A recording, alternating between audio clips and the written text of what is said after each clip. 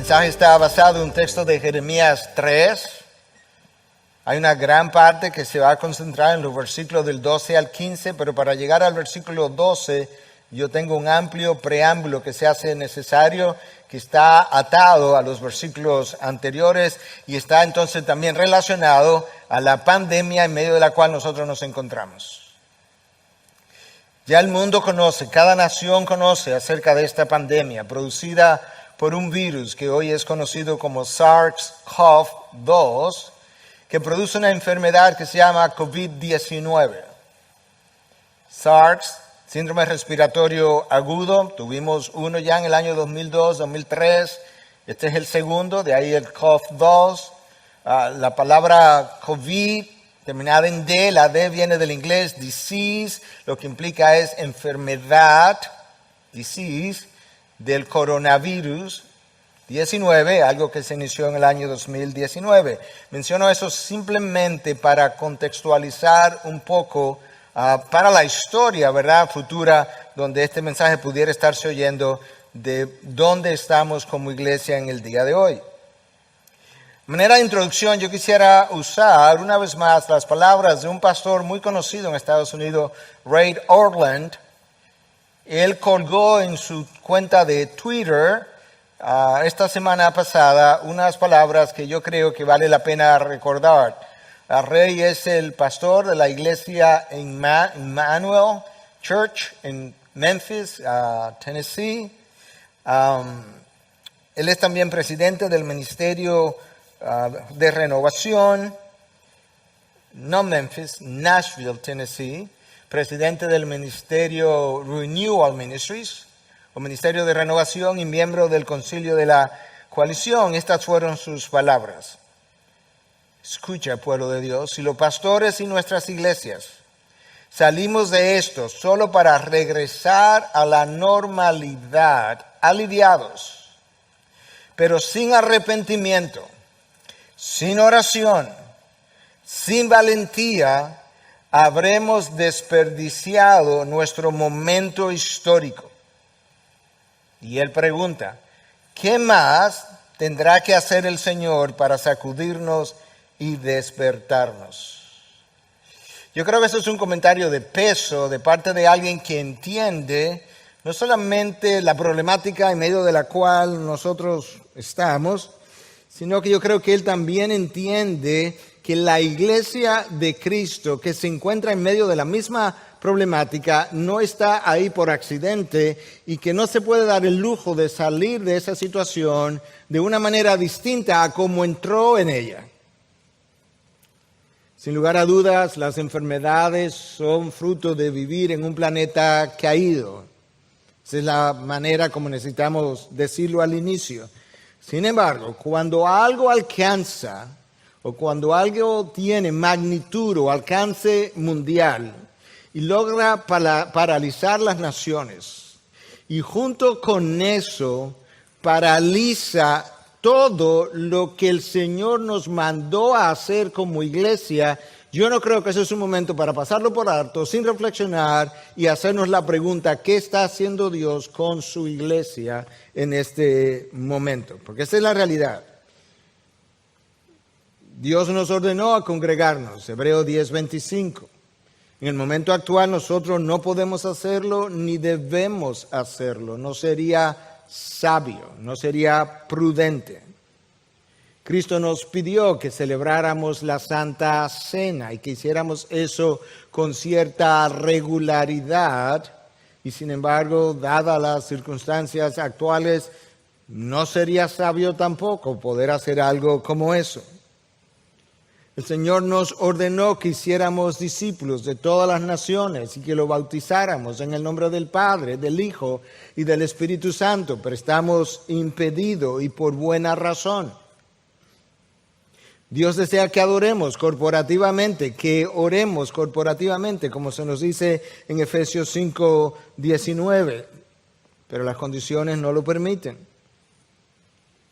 Dios nos llama a que lloremos con los que lloran en Romanos 12:15. En la actualidad los funerales están prácticamente prohibidos. No podemos ir y llorar con los que lloran. De hecho, eso aumentaría el riesgo de transmisión porque el virus se encuentra en las lágrimas también. De tal forma que todas y cada una de las cosas que se supone que una iglesia haga en el presente momento no lo puede hacer. Si no podemos llorar con los que lloran, eso me acuerda a aquel evento descrito en el Antiguo Testamento cuando Dios le anuncia al profeta Ezequiel que él le iba a quitar a su esposa de golpe, de repente, y que no le iba a permitir llorar, como tampoco podemos nosotros ahora hacerlo. Escucha como lo dice el profeta Ezequiel, capítulo 24, a partir del versículo 15 al 22. Y vino a mí la palabra del Señor diciendo, hijo de hombre, he aquí, voy a quitarte de golpe al encanto de tus ojos. Wow. Él amaba a su esposa. Pero no te lamentarás, ni llorarás, ni correrán tus lágrimas. Gime en silencio, no hagas duelo por los muertos. Átate el turbante, ponte el calzado en los pies y no te cubra los bigotes, ni comas pan de duelo. Y hablé al pueblo por la mañana y por la tarde, murió mi mujer. Y a la mañana siguiente hice como me fue mandado. Y el pueblo me dijo, ¿no declararás lo que significan para nosotros estas cosas que estás haciendo? Entonces le respondí, la palabra del Señor vino a mí diciendo, habla a la casa de Israel. Así dice el Señor Dios, he aquí voy a profanar mi santuario, ese es el templo de Jerusalén, orgullo de vuestra fuerza, encanto de vuestros ojos y deleite de vuestra alma, y vuestros hijos y vuestras hijas, a quienes habéis dejado detrás, caerán a espadas. Haréis como yo he hecho, no cubriréis vuestros bigotes, ni comeréis pan de duelo. Ezequiel está en Babilonia, el pueblo ya se ha ido a Babilonia, el reino del sur se ha ido a Babilonia. En el exilio, Dios le hace una aparición, le habla y le dice que su esposa ha de morir y que no la puede llorar y que con eso él estaba tipificando el hecho que vendrían días después, días futuros, múltiples años, cientos de años después, cuando Dios iba a destruir no solamente la ciudad, sino el templo de Jerusalén, el encanto de los ojos del pueblo judío, de la misma manera que la mujer de Ezequiel era el encanto de sus ojos. Y que eso el pueblo lo iba a traer sobre sí mismo como consecuencia de sus iniquidades y que por tanto no valía la pena llorar por tal juicio. En la presente circunstancia no podemos llorar con los que lloran, como ya dijimos. La Biblia comienza con una boda, termina con una boda. No podemos celebrar bodas. Dios nos manda a tener koinonía unos con otros, como vemos en Hechos 2, en Hechos 4. Nosotros no podemos hacerlo, no debemos hacerlo. Sería inapropiado hacerlo. Y menciono todo esto simplemente porque para mí eso es lo más cerca que yo puedo pensar en una disciplina de Dios para su iglesia. La iglesia no está de vacaciones, no está en un resort.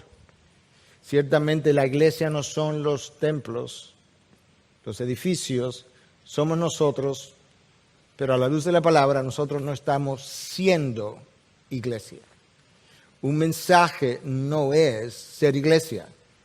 Obviamente el mensaje está saliendo porque la palabra de Dios nunca ha sido encadenada y no lo va a hacer en esta ocasión. Nosotros no podemos saludarnos con un beso santo, como Pablo llama a los creyentes a hacer en 1 Corintios 16, 20, 2 Corintios 13, 12 y 1 Tesalonicenses 5, 26. No podemos hacer nada de aquellas cosas a las cuales fuimos instruidos y hay razones para no poderlo hacer.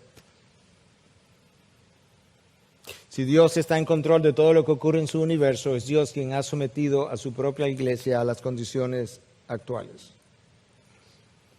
Y mi texto, en un momento dado de la exposición, será Jeremías 3, versículos 12 al 15, pero como mencioné, yo voy a tener que hacer uso de gran parte del capítulo 3 para que puedas entender de qué es que se está hablando. Y la idea es poder hablar de la necesidad que el pueblo de Dios tiene de entender que necesita enmendar sus caminos antes que sea muy tarde. De manera que no tengamos que decir, como se dice en inglés, too little, too late. Muy poco, muy tarde. A veces lo que el Hijo de Dios quiere es un arrepentimiento parcial que le permita seguir su estilo de vida algo modificado, pero no radicalmente cambiado, y al mismo tiempo poder tener las bendiciones de Dios. Yo no puedo dejar de mencionarte, de compartir contigo mi carga por el pueblo de Dios en las circunstancias actuales y principalmente por el liderazgo del pueblo de Dios, porque como va a la cabeza siempre irá el resto del cuerpo. La condición del pueblo de Dios en el día de hoy, si la verdad es conocida, es muy similar a la condición del pueblo de Dios en el Antiguo Testamento. Y para situarnos en el contexto del texto de Jeremías 3, yo necesito hacer un poco de historia. David fue coronado como rey. David gobernó 40 años y murió. Subió a la corona su hijo Salomón. Gobernó 40 años y murió. A la muerte de Salomón, el reino se dividió en dos. Un reino del norte formado por 10 tribus, conocido como Israel o Efraín, que era el nombre de la tribu más grande. Y el reino del sur, constituido por 2 tribus, Judá y Benjamín, y llamado Judá por ser también la tribu mayor de las 2. Recuerda esto, el reino del norte, 10 tribus, reino del sur, 2 tribus, el norte es Israel, Judá es el reino del sur. Dios le advirtió a Judá en el sur que prestara atención lo que le había pasado a su hermana en el norte, porque de lo contrario, aquello que le había ocurrido a su hermana sería la misma suerte que ellos tendrían. Su hermana fue enviada al exilio por el imperio asiria, se los llevó cautivos, no el 100% de los habitantes, pero una gran parte como esclavos. Judá no hizo caso y Judá fue enviada al exilio 150 años después a Babilonia, precisamente porque no prestó atención a la advertencia del Señor y copió la misma idolatría y la misma inmoralidad sexual de su hermana del norte. ¿Cuál fue el pecado principal de ambos reinos? La idolatría, la inmoralidad sexual. Dios llamó a la idolatría de los judíos adulterio, ya que él era su esposo. Recordemos eso para que podamos entender más tarde el texto. El Señor comparó la idolatría de Israel con el acto sexual de una prostituta, de manera chocante en ocasiones, sobre todo en el lenguaje original. Escucha lo que Ezequiel dice en 16:25. Ezequiel ya está en el exilio, ya Judá, el reino del sur, se ha ido al exilio, pero Dios le está hablando todavía para que entienda por qué que está en el exilio y qué fue lo que Judá hizo antes de que él la enviara a Babilonia. Escucha lo que él dice en 16:25. No hubo esquina donde no te exhibieras para prostituirte. Escucha estas palabras chocantes. Te abriste de piernas a cualquiera que pasaba y fornicaste sin cesar. Abriste las piernas a cualquiera que pasaba, a cualquier transeúnte, y fornicaste con él. Y con eso Dios estaba haciendo referencia a los ídolos y a los actos de adoración que Israel sostuvo y mantuvo. Debajo de cada árbol frondoso, allí había un altar. A cada acto de adoración Dios llamó fornicación. Con lo único que Dios pudo comparar la idolatría del pueblo hebreo fue con la fornicación y el adulterio. Escucha lo que Dios dice en Jeremías 3, es el capítulo nuestro, pero voy a llegar hasta el versículo 12, pero tengo que llegar ahí primero. Fíjate bien en esas lomas estériles, 3:2, primera parte, donde no se han acostado contigo. Esa es la versión internacional. Dios le dice a Israel, fíjate, mira las colinas, en los altos, los lugares altos, donde que no has fabricado un altar. Pero ese no es el lenguaje que él usa. Él dice, ¿dónde no se han acostado contigo? Phil Ryken, en su comentario sobre este libro, dice que la palabra ahí traducido acostado contigo implica violencia sexual. Y es como si Dios dijera, ¿a dónde es que no te han violado? Y él agrega, Israel quería pasar un buen tiempo, como dirían en inglés, have fun. Israel pensaba, bueno, estamos teniendo incluso estas orgías en ocasiones con mujeres de otros pueblos, en medio de su adoración pagana, estamos teniendo un buen tiempo de entretenimiento. Y Dios dice, lo que tú llamas un buen tiempo no es más que una violación de mi esposa. Me están violando mi esposa Israel, tus ídolos los están haciendo. Así ve Dios nuestras idolatrías. Porque al final somos nosotros los que sufrimos las consecuencias de nuestros buenos tiempos, que no son buenos. Traen enormes y largas consecuencias sobre su pueblo. Dios dice, te han violado. Los dioses ajenos, dice Phil Ryken, siempre son abusivos.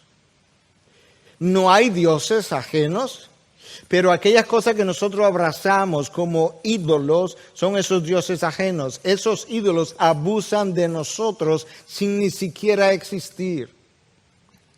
Nos causan daño, nos traen consecuencias, nos alejan de Dios, nos roban el gozo, nos roban la esperanza, nos roban la pasión por la palabra de Dios, por las cosas de Dios, aún por el reino futuro, y todo se convierte otra vez en el aquí y el ahora.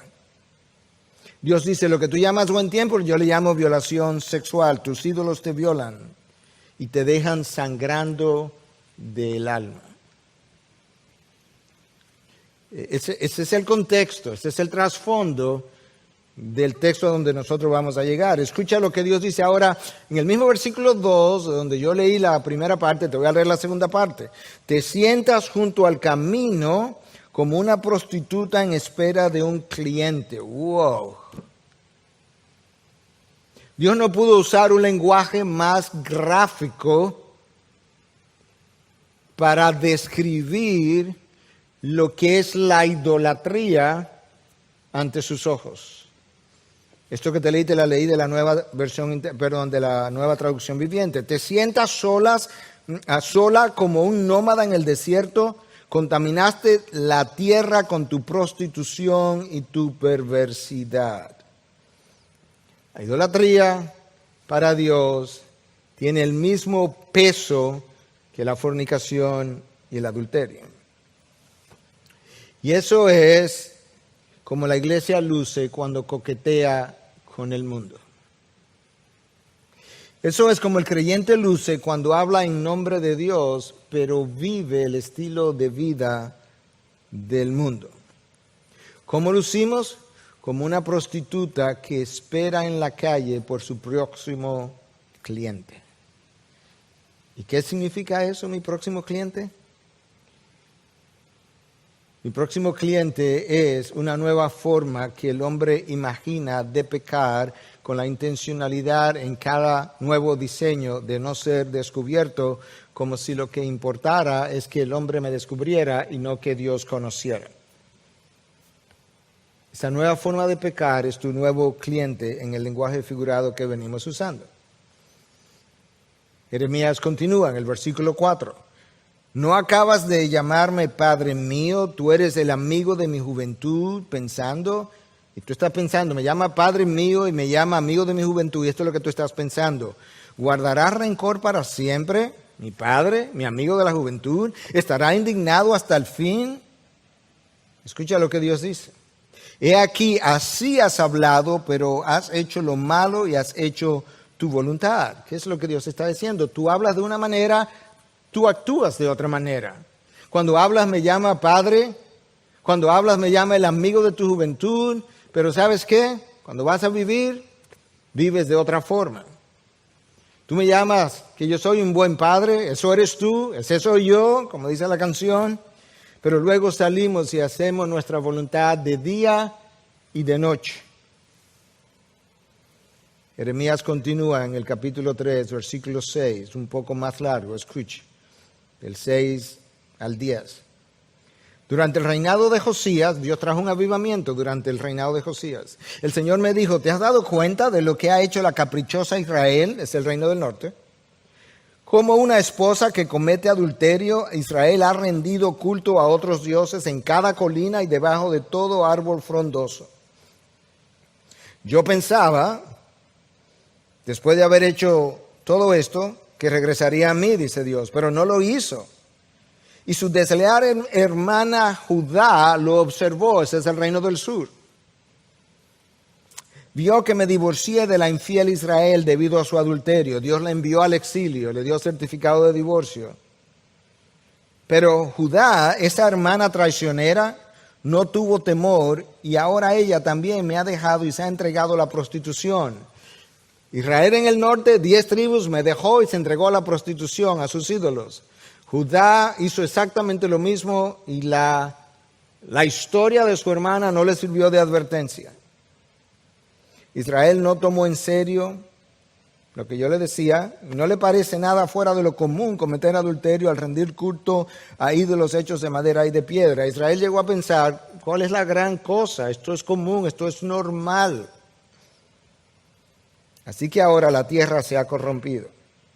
Sin embargo, a pesar de esto, su infiel hermana Judá, el reino del sur, nunca ha vuelto a mí de corazón, solo fingió estar apenada. Yo, el Señor, he hablado. Judá, el reino del sur, vio el reino del norte cometer todo tipo de abominación idolátrica y en vez de ser, y vio también el juicio que Dios trajo sobre ellos y lo envió al exilio, en vez de servirle de escarmiento, hizo exactamente lo mismo y luego dice que el reino del sur no volvió su corazón, que simplemente lo fingió. Fingió haberse arrepentido. Lo dijo, pero no lo hizo. Su arrepentimiento fue solo de palabras, pero nunca de hechos. Y eso es como el cristiano que peca, que va donde Dios y le pide perdón y se arrepiente. Y al otro día, a los 2 días, a la semana siguiente, él está haciendo exactamente la misma cosa. Él habla de una manera, él vive de otra manera. En el Nuevo Testamento se nos dice que hay 2 formas de arrepentimiento. Yo tengo que estar consciente de esas 2 formas porque es posible que tú hayamos practicado una de ellas en ocasiones y la otra en otras ocasiones, o quizás la mayoría de las veces de un tipo y no del otro. Pero el apóstol Pablo dice que hay una forma de arrepentirse que es real y una falsa. Que hay una forma de arrepentirse que es conforme a Dios y una forma de arrepentirse que es conforme al mundo. Y eso aparece en la segunda carta a los Corintios, capítulo 7, versículo 8 al 11, leyendo de la Nueva Traducción Viviente. No lamento haberles enviado esta carta tan severa. Pablo los confrontó, le envió una carta severa, le mostró su pecado y dice, yo no lo lamento. Aunque al principio sí me lamenté, porque sé que les causó dolor durante un tiempo. Ese es uno de los problemas de las voces proféticas, que cuando tú traes la confrontación causa un dolor y ese dolor a ti te duele y tú lo lamentas, pero luego tú recapacitas, como Pablo lo hace, y dice, ahora me alegro de haberla enviado, no porque los haya lastimado, sino porque el dolor hizo que se arrepintieran y cambiaran su conducta. Fue la clase de tristeza que Dios quiere que su pueblo tenga, de modo que no les hicimos daño de ninguna manera. Pues la clase de tristeza que Dios desea que suframos nos aleja del pecado y trae como resultado salvación. No hay que lamentarse por esa clase de tristeza. Pero, aquí viene la segunda forma de arrepentimiento, pero la tristeza del mundo a la cual le falta arrepentimiento resulta en muerte espiritual. Tan solo miren lo que produjo en ustedes esta tristeza que proviene de Dios. ¿Qué fue lo que produjo? Tal fervor, tal ansiedad por limpiar su nombre, tal indignación, tal preocupación, tal deseo de verme, tal celo y tal disposición para castigar lo malo. Ustedes demostraron haber hecho todo lo necesario para corregir la situación. Eso es exactamente lo que la iglesia necesita hacer hoy. Necesita hacer todo lo necesario para corregir sus diferentes situaciones. De manera que la iglesia tiene que pasar por un periodo como de mourning, de luto, en gran forma. Quizás no lo diseñamos así tan a propósito, pero en gran forma el mood, el ánimo de la adoración un tanto baja, el ánimo de lo que estamos haciendo, esto a oscuras, representa por lo menos parte de la tristeza que mi corazón siente por el estado en que la iglesia de hoy se encuentra. Tanto el reino del norte de Israel como el reino del sur, llamado Judá, se apartaron de Dios y abandonaron la fuente de agua viva y cavaron cisternas agrietadas que no retienen agua. Una vez más, yo voy a citar a Philip Ryken, porque yo creo, para mí, es el mejor comentario en términos académicos y pastorales que yo he podido leer acerca de este profeta. Y él dice lo siguiente, que cuando Israel abandonó la fuente de agua viva y cavó cisternas que no retienen agua, fue como abandonar las aguas frescas de un manantial e ir a beber de una cloaca. Wow. El reino del sur nunca aprendió la lección al ver el exilio del reino del norte. Y entonces en el versículo 8 de Jeremías 3, Dios dice, le di certificado de divorcio. La iglesia de hoy es el pueblo de Dios. Es conocida como la novia de Cristo. Pero esa novia tiene muchos amantes. Muchos amantes. Nosotros no fabricamos los ídolos de oro y de madera y no nos vamos debajo de un árbol frondoso a construir un altar para colocarlo allí porque somos mucho más sofisticados que eso. Pero nosotros construimos nuestros propios ídolos y tenemos nuestros propios altares. Ídolos de orgullo, de nombre, de posición, de dinero, de diversión o entretenimiento, de inmoralidad sexual. Tomamos esos ídolos y los colocamos en el altar del corazón. Y mientras vivimos de esa manera, esto es lo triste, condenamos al mundo por hacer las mismas cosas que el mundo, que nosotros hacemos. Condenamos al mundo por hacer las mismas cosas que nosotros hacemos. Uno de los mayores problemas que Pablo tenía con el judío era justamente lo que yo acabo de decir. En Romanos 2:1, escucha lo que dice. Por lo cual no tiene excusa, oh hombre, quien quiera que seas tú que juzgas, pues al juzgar a otro, a ti mismo te condenas, porque tú juzgas las mismas cosas que practicas. Porque tú juzgas y practicas las mismas cosas. Ese es el lenguaje del Nuevo Testamento. Si Jeremías viviera en un tiempo como este, yo estoy seguro que lo primero que él haría es brindarle un espejo a la iglesia y pedirle que antes de mirar para el mundo, vieran el espejo como ella luce en el día de hoy. Es por ahí donde Jeremías comenzaría. Es por ahí por donde Pedro comienza. Escucha, primera carta de Pedro, porque es tiempo de que el juicio comience por la casa de Dios. Que comience, hay tiempo ya de que cierto juicio comience, pero no por la sociedad que está allá afuera, sino por la casa de Dios. Y si comienza por nosotros primero, ¿cuál será el fin de los que no obedecen al Evangelio de Dios? Tú sabes que las edificaciones de las iglesias han sido cerradas, por buen motivo, en nuestros días. Pero esos no son los únicos templos que han sido cerrados. Dios ha cerrado múltiples otros templos. Los templos de adoración al cuerpo, que muchos llaman gimnasios, han sido cerrados.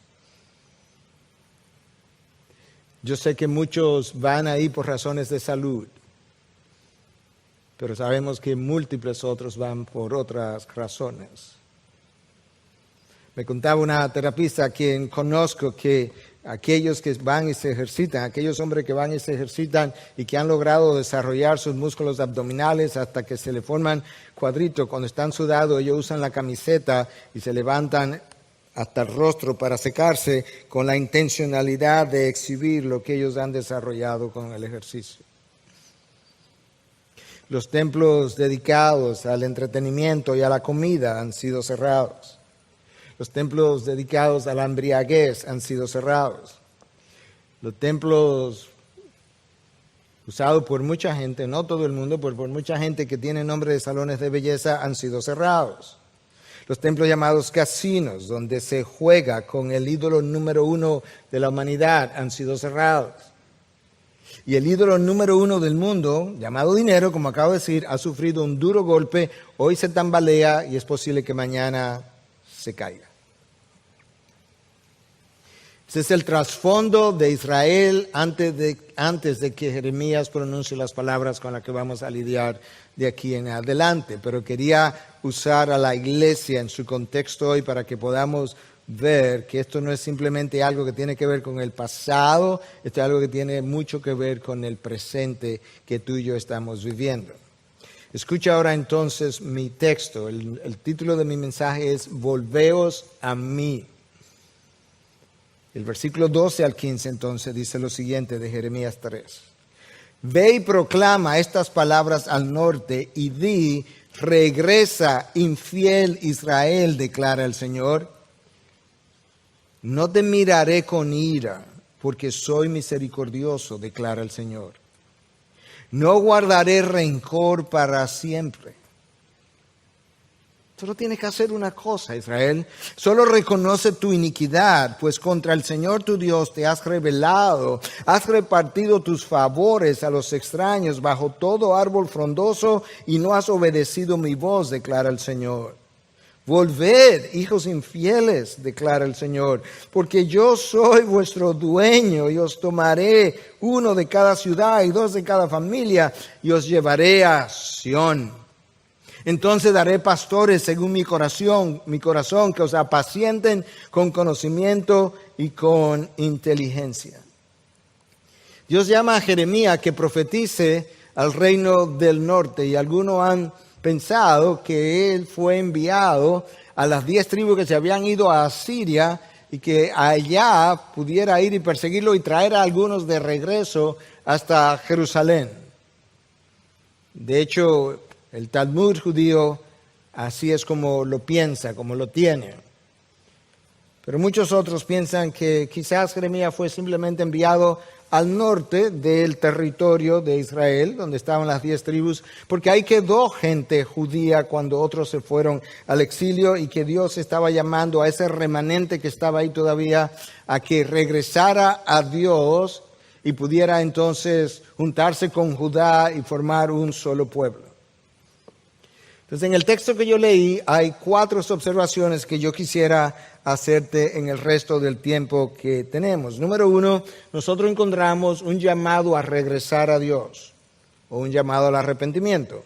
Número 2, nosotros vemos el carácter misericordioso de Dios como la base para llamar al pueblo al arrepentimiento, no la justicia, el carácter misericordioso de Dios. Número 3, Jeremías describe la condición para el perdón de pecados. Y número 4, la promesa para un pueblo que así se arrepiente. Obviamente vamos a comenzar por el primer punto de enseñanza, que es el llamado al arrepentimiento o el llamado a regresar. Regresa, oh Israel. Ve y proclama estas palabras al norte y di, regresa infiel Israel, declara el Señor. Jeremías lloraba por la condición espiritual del pueblo. Ese era uno de los problemas de los profetas, que el profeta le dolía profundamente la condición del pueblo. Y aunque su confrontación sonara severa, su corazón estaba partido en 2. Jeremías es conocido como el profeta llorón. El pueblo se había apartado mucho, y no se había percatado de lo mucho que se había apartado. Y Dios usa al profeta Jeremías para llamar a su pueblo a regresar. La palabra regresar en sus diferentes formas en este capítulo 3 aparece 18 veces. ¿Puedes creer eso? Y en el libro de Jeremías aparece no menos de 90 veces. Eso nos deja ver dos cosas. Lo insensible que fue el pueblo a la voz de Dios, que Dios tiene que usar un profeta, un libro de un profeta, y repetir la idea de regresar 90 veces. Pero también nos deja ver la insistencia de ese Dios fiel que continúa persiguiendo a su amada infiel con la intención de hacerla regresar a su presencia. De manera que eso es bueno que lo recordemos. Regresa es una forma de llamar al pueblo al arrepentimiento. Y la palabra regresa aparece en el versículo 12, en el versículo 14, en el versículo 22 y otras formas aparecen en otros versículos de este mismo capítulo. El arrepentirse en el libro de Jeremías implica dos cosas. Número uno, tú dejas atrás tus ídolos anteriores. Y número dos, tú te mueves en dirección y cercanía de Jehová. No es uno solo. No es que tú vas a permanecer con tus ídolos y te los va a llevar para acercarte a Jehová de manera que tú puedas tener lo mejor de los dos mundos. No, eso no es arrepentimiento y regresar a Dios. Regresar a Dios implica que tú te vuelves a Dios para alinearte con sus prioridades. Dejamos nuestros ídolos. Dejamos nuestras formas pecaminosas de vivir, nuestros estilos de vida pecaminosos. Pero lamentablemente el creyente frecuentemente en el Antiguo Testamento, en el Nuevo Testamento, en la historia presente, frecuentemente quisiera muchas veces poder acercarse a ese Dios, tener sus bendiciones, pero al mismo tiempo guardar unos ciertos amoríos con sus ídolos. Es como el esposo que quiere tener una esposa y un amante, o como la esposa que quiere tener a su esposo y un amante. Dios dice, conmigo no puede jugar. Mira lo que le dice a mi pueblo, tienes que regresar y tienes que regresar de manera incondicional a alinearte conmigo. ¿Y qué implica alinearme con Dios? Implica ser de una misma mente con Él. Implica amar lo que Él ama, implica odiar lo que Él odia, implica medir todo en este mundo por el estándar de la palabra, implica que yo estoy de acuerdo todo el tiempo con el veredicto de Dios. Lo que Dios llama malo es malo, lo que llama bueno es bueno, lo que Él llama profano es profano, no importa lo simplista que sea, lo que Él llama sagrado es sagrado, no importa si yo lo entiendo o no. Esa es la idea de J.C. Riley en su libro sobre santificación. Dios dice, regresa en Jeremías. En el Nuevo Testamento Dios dice, arrepiéntete. Es la misma cosa. Juan Calvino decía que el arrepentimiento, recuerda que arrepentimiento y volver o regresar lo estamos tratando como la misma cosa. Entonces esto es lo que Juan Calvino dice. El arrepentimiento es un volver a Dios que resulta de un corazón que le teme, no a su justicia, sino que le ama y le reverencia, que consiste en la mortificación de la carne y del viejo hombre y en la vivificación del espíritu. Entonces, el primer punto de enseñanza de esos versículos que leímos del 12 en adelante es el llamado de Dios persistente, continuo, a regresar a una esposa infiel que se resiste a la voz de su amante de regresar a su compañía de manera exclusiva. Número 2, Dios hace ese llamado al arrepentimiento en base a su carácter benevolente. Segunda parte del versículo 12, el llamado está en la primera parte del versículo 12, y la base para el llamado a regresar está en la segunda parte, que es su carácter benevolente. No te miraré con ira. Imagínate a este esposo contra quien la esposa ha sido adúltera múltiples veces y le está haciendo un llamado finalmente. Le dice, ¿sabes qué? Si regresa no te voy a ver con ira porque yo soy misericordioso. Yo disfruto más traerte por misericordia y darte misericordia que castigarte en juicio. Declara el Señor, no guardaré rencor para siempre. La palabra ahí misericordiosa es hesed en el original. Es como si Dios estuviera diciendo esto. La base del llamado al arrepentimiento es su carácter bondadoso. Y es como entonces Dios estuviera diciendo, como yo perdono, ven y arrepiéntete. Como yo perdono, ven, arrepiéntete. Como mi gracia es mayor que cualquiera de tus pecados, ven y sé sincero y humíllate. ¿Por qué? Porque mi gracia es mayor que cualquier cosa que me puedas contar. Es como si Dios estuviera diciendo, como soy fiel a pesar de tu infidelidad, ven y confiesa tu infidelidad. Porque cuando la confieses, tú no me vas a hacer a mí infiel. Yo soy fiel a pesar de tu infidelidad. Ven, yo te invito. Tú puedes ver entonces que nuestro Dios es tan extraordinario que después de casarse con su pueblo, después de observar su prostitución, cuando me llama en base a la misericordia. Eso es exactamente lo que el libro de Oseas muestra con Gomer, la prostituta, con quien él se casa y ella vuelve y se prostituye y él va al mercado y vuelve y la compra y vuelve y la trae, ilustrando cómo Dios hizo con su pueblo. Número 3, tercer punto de enseñanza, hay una condición para el perdón de Dios, que está en el texto. En el próximo versículo, versículo 13, solo reconoce tu iniquidad. Oye, Israel, tus pecados son muchos. Yo pudiera tener múltiples requisitos para yo perdonarte porque tú has hecho atrocidades.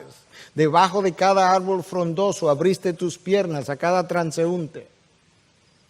Esperaba como un nómada en el desierto que espera por su próximo cliente. Yo pudiera exigirte grandes cosas, sin embargo, yo te he reducido la condición para mi perdón a una sola cosa. Reconoce tu iniquidad, pues contra el Señor tu Dios te has rebelado. Reconoce que has sido rebelde, reconoce que has sido inicuo.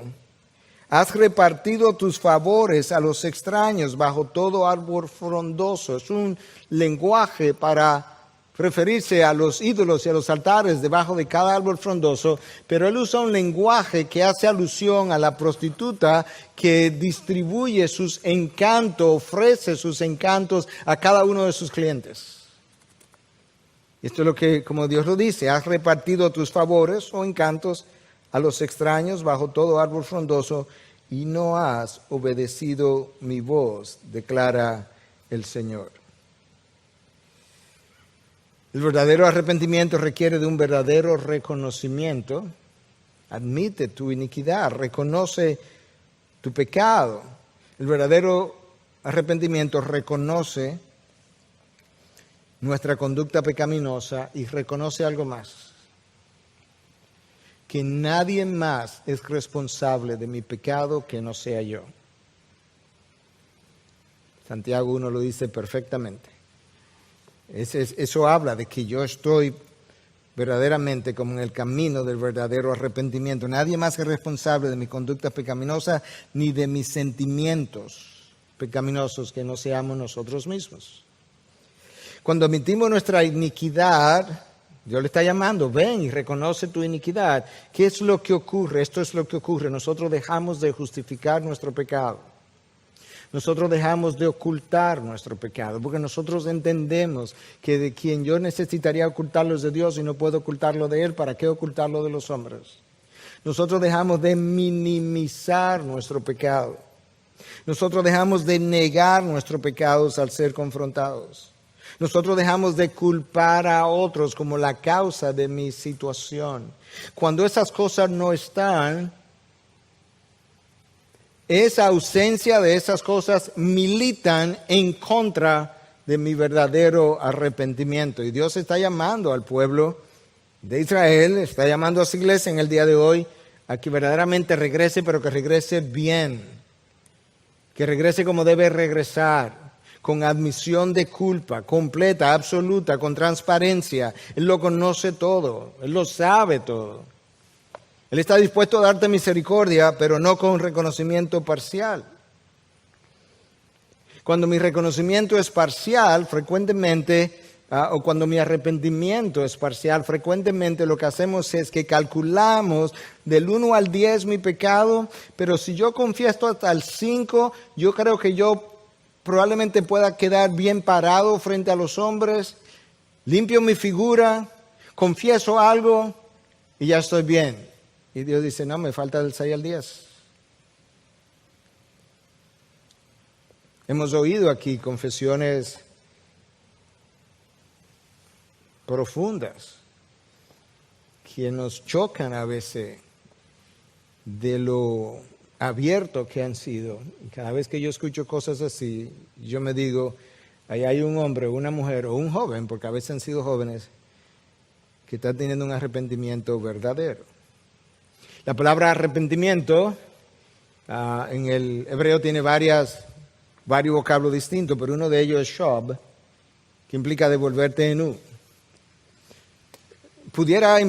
La misma palabra pudiera implicar que estaba con Dios y me devolví en U y apostaté. Pudiera significar eso también.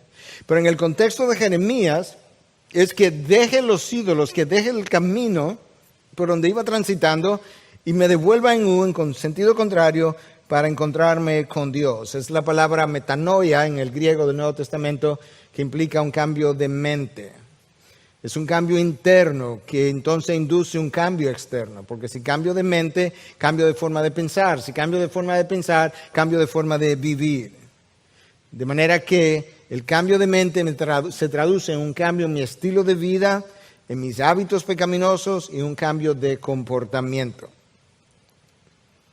Pero hay otra palabra en el hebreo que está relacionada al arrepentimiento, y es una palabra que implica dolor. Me duele no las consecuencias que estoy viviendo por mi pecado, eso pudiera dolerme, pero lo primero que me duele es que yo le haya hecho esto a aquel que fue a la cruz y derramó sangre por mi pecado, que me limpió de los mismos pecados que luego yo volví a cometer, y eso ahora me duele, me pesa. Me devuelvo en U, me devuelvo con un sentido de dolor, y el sentido de dolor es tan tal que no quisiera volver a hacer las mismas cosas. Los teólogos de la Edad Media nos ayudaron un poco a entender esto mejor. Ellos desarrollaron dos ideas respecto al arrepentimiento. Ellos hablaban de arrepentimiento por attrition y arrepentimiento por contrition. Entonces, el arrepentimiento por attrition está motivado más bien por miedo a las consecuencias. Realmente no me duele tanto que ofendí a Dios. Realmente, si las consecuencias no me fueran a llegar, yo prolongaría mi práctica de pecado, porque es realmente a las consecuencias que le tengo pavor, y eso es un arrepentimiento por attrition, probablemente no dejaríamos de pecar ni siquiera. El arrepentimiento por attrition, decían estos teólogos, nos lleva a calcular hasta dónde yo debo confesar sin tener que llegar a confesarlo todo para preservar la imagen, el buen nombre, pero poder calmar mi conciencia y decir, ya yo confesé. Ese arrepentimiento no busca reparar el daño causado al otro, sino evitar las consecuencias. Y por eso siempre queremos saber cuál es el mínimo que yo tengo que hacer para evitarme las consecuencias. Pero luego los teólogos de la Edad Media nos ayudaron a entender que hay otro tipo de arrepentimiento que es por contrition en inglés, que me causa a mí un pesar y dolor por haber ofendido al esposo Dios, al esposo de la iglesia, Cristo. Y entonces el creyente que está sintiendo ese arrepentimiento comienza a pensar de qué manera yo puedo actuar, número uno, para complacer a Dios. Número dos, ¿qué es lo que yo tengo que hacer para jamás volver a estar lejos de Él? Número tres, ¿qué es lo que se requiere para yo no volver a andar por el mismo camino? Me voy a devolver y en este camino me voy a devolver hacia Dios, pero ¿qué es lo que yo necesito hacer para que después que me regrese a Dios yo no me devuelva otra vez al lugar y a las prácticas anteriores? Si la motivación realmente es la gloria de Dios, entonces habrá en nosotros una disposición de querer regresar a ese Dios y de arrepentirnos de cada pecado del cual yo esté consciente.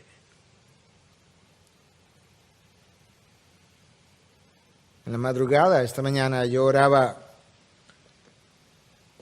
y volví a arrepentirme y trataba de hacer conciencia de mis pecados, de manera que yo pudiera poner en práctica esto que hoy yo estoy predicando.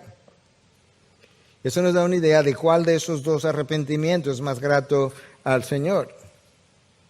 La persona verdaderamente arrepentida está pensando continuamente en formas, en barreras, en límites que le impidan volver a regresar de donde cayó. Cuando después de nosotros pecar, seguimos flirteando con el mundo y andando por el mismo camino, primero estaba mostrando que el arrepentimiento no fue genuino, y número dos, estaba mostrando que realmente mi dolor por haber transgredido la ley de Dios, el corazón de Dios, mi pacto con Dios, no fue tal. Finalmente, hay una promesa para el pueblo arrepentido en el texto que yo leí. Escucha, versículo 14, volved, hijos infieles. Versículo 12, volved. Versículo 14, volved. Versículo 22, volved. Volved, hijos infieles, declara el Señor, porque yo soy vuestro dueño. Aquí está la promesa, y os tomaré uno de cada ciudad y dos de cada familia, y os llevaré a Sión. Entonces os daré pastores según mi corazón, que os apacienten con conocimiento y con inteligencia. Jeremías insiste en la necesidad de que los hijos de Dios se vuelvan a Él. Volved. Versículo 12, 14, 22. A lo largo de la narración de los profetas en el Antiguo Testamento hay dos características que sobresalen en relación a la relación, valga la redundancia, de Dios con su pueblo. El pueblo es frecuentemente descrito como la esposa infiel y Dios es descrito como el esposo fiel. En el versículo 14 ellos son llamados hijos infieles. Y luego él dice, volver a mí porque yo soy tu dueño. Yo te compré, yo te encontré cuando no valías nada. Y lamentablemente la infidelidad de Israel no hizo, o afortunadamente, mejor dicho, la infidelidad de Israel no hizo que Dios se volviera infiel. Ellos se olvidaron de Él como esposo, se olvidaron de Él como padre, y sin embargo Dios nunca se olvidó de ellos como hijos. Es como Pablo le dice a Timoteo en su segunda carta, cuando le dice, si nosotros somos infieles, Él permanece fiel. Yo no puedo, dice Dios, hacer una promesa y no llevar a cabo mi promesa. Yo no me puedo negar a mí mismo. Eso es como Pablo lo dice. Si nosotros somos infieles, Él permanece fiel, pues no puede negarse a sí mismo, no puede echarse para atrás en sus promesas. De versículo 15 hasta el final del capítulo, que no voy a cubrir todo eso obviamente, el lenguaje de juicio del profeta Jeremías da la vuelta y se convierte en un lenguaje de promesa en base a un llamado que Dios le está haciendo al pueblo a regresar. Y entonces eso es algo que está todavía por verse, que pertenece al reino milenial, para aquellos de nosotros que creemos que habrá un milenio donde Dios juntará gente del reino del norte, del reino del sur, e incluso con gentiles. Escucha cómo Dios lo dice al final del versículo 14 y el 15. Os tomaré uno de cada ciudad y de cada familia y os llevaré a Sión. ¿Quiénes son esos? El pueblo hebreo, el remanente. ¿Qué es Sión? Jerusalén. Entonces os daré pastores según mi corazón. Eso no ha llegado. Que os apacienten con conocimiento y con inteligencia. Dios procura traer a Israel, hacerla multiplicar, hacerla crecer. y va a llegar el momento incluso hacia el reino milenial donde Él estará en medio de ellos, junto con lo que es el pueblo gentil, que constituye ahora todo un solo pueblo. Y de repente ahora el texto nos va a decir que aquel famoso símbolo que ellos reverenciaban tanto, el arca del pacto, ellos ni se van a acordar del arca del pacto, porque el arca del pacto no era más que un símbolo de la presencia de Dios, pero en ese nuevo reino Él será con ellos en su presencia plena. Y escucha entonces cómo Él le dice esto a ellos en el versículo 16. Sucederá que en aquellos días, cuando os multipliquéis y crezcáis en la tierra, declara el Señor, no se dirá más arca del pacto del Señor. No les vendrá a la mente, ni la recordarán, ni la echarán de menos, ni será hecha de nuevo. No, ¿para qué? Si ya Jehová está entre nosotros. No necesitamos el arca. Tenemos la presencia del Dios que el arca simbolizaba. Y ya los judíos no serán caracterizados como hijos infieles, nunca más. Su corazón habrá sido cambiado por un corazón nuevo y serán fieles seguidores y adoradores de Dios. Escucha, para ir cerrando, como lo dice el versículo 17 y 18. En aquel tiempo llamarán a Jerusalén trono del Señor. Y todas las naciones acudirán a ella, a Jerusalén, a causa del nombre del Señor. Eso no ha ocurrido. Y no andarán más tras la terquedad de su malvado corazón. Claro que no, ya Dios le cambió el corazón. En aquellos días andará la casa de Judá con la casa de Israel, el reino del norte, el reino del sur, los voy a juntar. Y vamos a estar en Jerusalén, en el trono de Dios, como le llama el texto. Y vendrán juntas de la tierra del norte a la tierra que di en heredad a vuestros padres. A lo largo de toda la revelación bíblica del Antiguo Testamento, Dios se muestra como el Padre fiel, amoroso, misericordioso, amante de sus hijos, preocupado por su bienestar, y como el Dios que toma la iniciativa para que ellos se arrepientan.